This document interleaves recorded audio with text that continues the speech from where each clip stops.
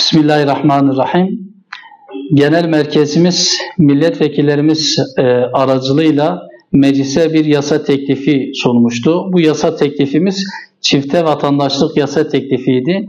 Özellikle dünyanın neresinde olursa olsun soykırım suçuna iştirak etmiş olan Türkiye vatandaşlarının Türkiye'ye geldikleri zaman mahkemeler önünde yargılanmalarını istemiştik.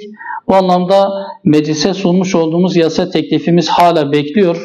Bizler de genel merkezimizin direktifleri doğrultusunda başlatılan imza kampanyasına Hüdapar Antalya İl Teşkilatı olarak destek vermek niyeti ve hedefiyle ilçelerimizden 4 yerde imza kampanyası standı açacağız.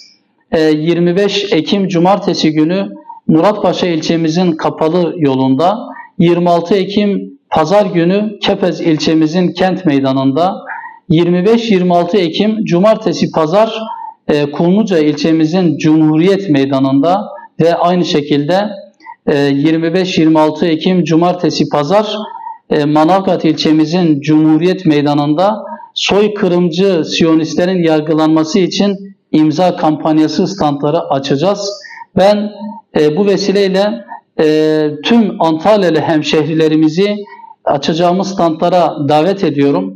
İmza kampanyasına katılmaya davet ediyorum. Hep beraber soykırımcı Siyonistlerin yargılanması için üzerimize düşeni yapmaya devam edelim diyorum.